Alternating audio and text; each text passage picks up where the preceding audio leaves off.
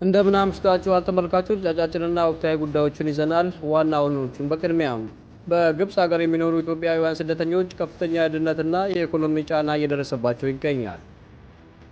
የኢትዮጵያና የአሜሪካ ውጭ ጉዳይ ሚኒስትሮች በዋሽንግተን ዲሲ ተወያይተዋል።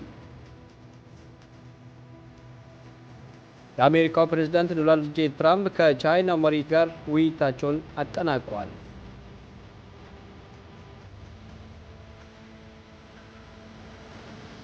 በኢትዮጵያ ሰባተኛው ሀገራዊ ምርጫና የተፎካካሪ ፓርቲዎች አቤቱታ የሚሉ ዜናዎች በዝርዝር ይዘናል። አብራችሁን ቆዩ።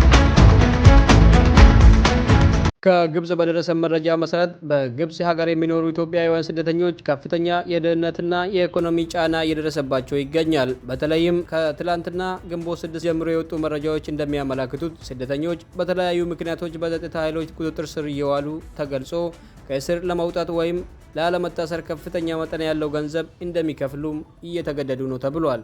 የተባበሩት መንግስታት ስደተኞች ከፍተኛ ኮሚሽን UNHCR የገንዘብ እጥረት እንዳጋጠመው በገለጸ ማግስት ስደተኞቹ የሚያገኙት እርዳታ በመቀነሱ ለከፋ ችግርም ተጋልጧል። ይህ ድርጊት በዓለም አቀፍ የሰብአዊ መብቶች ጥሰት መሆኑን የገለጹ አካላት የኢትዮጵያ መንግስትና የሚመለከታቸው ድርጅቶች ለዜጎች ጥበቃ እንዲያደርጉም ጥሪ አቅርበዋል። በተለይም በግብጽ የሚገኘው የኢትዮጵያ ኤምባሲ ጉዳዩን በቅርበት መከታተል እንዳለበት ተጠይቆ ምንም እንኳ በኢትዮጵያ መንግስት በኩል በስደተኞቹ ላይ የሚደርሰውን በደል በተመለከተ የተገለጸ ነገር ባይኖርም ብዙዎቹ የዓለም አቀፉ ማህበረሰብ ጉዳዩ የንጹሐን ሰብአዊ መብት ጥሰት ነው ብለውታል። በዲፕሎማሲ ረገድ የአሜሪካው የውጭ ጉዳይ ሚኒስትር ማርኮ ሩቢዮ ከኢትዮጵያና ከቀጠናው ሀገራት መሪዎች ጋር በዋሽንግተን ዲሲ መወያየታቸው ተናግረዋል። ውይይቱ በዋናነት በምስራቅ አፍሪካ ሰላምን ማረጋገጥና በውጭ ጣልቃ ገብነት ዙሪያም ያተኮረ ነው ተብሏል።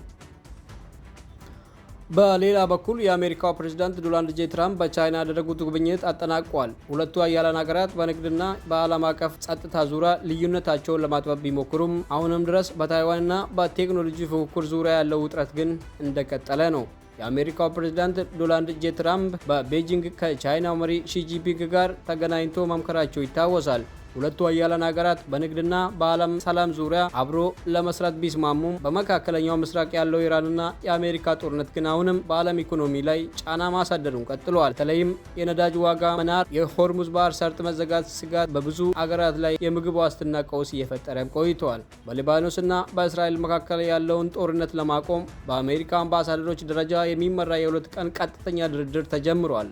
ምንም እንኳ ድርድሩ ተስፋ ሰጪ ቢሆንም በየብስ ላይ ያለው ግጭት ግን አሁንም ቀጥሏል። በኢትዮጵያ በመጪው ምርጫ ዙሪያ በማህበራዊ ሚዲያ ላይ የተለያዩ መረጃዎች እየተሰራጩ ይገኛል። ሰባተኛው አገራዊ ምርጫ በዚህ ወር እንደሚደረግም ይታወቃል። በተለያዩ ሀገሪቱ ክፍሎች ያለው አለመረጋጋት በምርጫው ሂደት ላይ ተጽዕኖ ሊያሳድር ይችላል የሚል ስጋት በስፋት እየተነገረ ይገኛል። መንግስት ምርጫው ሰላማዊ በሆነ መንገድ እንዲካሄድ ዝግጅት እያደረግኩ ነው ብልም ተቃዋሚ ፓርቲዎችና የማህበራዊ ሚዲያ አንቂዎች ግን የምርጫው ሜዳ ለሁሉም እኩል መሆን እንዳለበት እየወተወቱ ይገኛሉ። በተለይ በሰሜናዊ የሀገሪቱ ክፍል የተጀመሩት የመሰረተ ልማት ግንባታዎች እና የሰላም ሂደቶች ከምርጫው ጋር ተያይዞ ትልቅ አጀንዳም ሆኗል። ተመልካቾች ለዛሬ ያዘጋጅንላችሁ ዜናዎች እነዚህን ይመስሉ ነበረ። ቀጣይ ትኩስና ፈጣኝ መረጃዎችን ለማግኘት ቻናሉን ሰብስክራይብ ያድርጉ። ያላችሁ አስተያየት በኮሜንት ላይ አሳውቁን። ቪዲዮውን ከወደዳችሁ ላይክ በማድረግ እንዲሁም ለሌሎቹ በማጋራት አብሮነታችሁን አሳዩ። መልካም ጊዜ ይሁንላችሁ።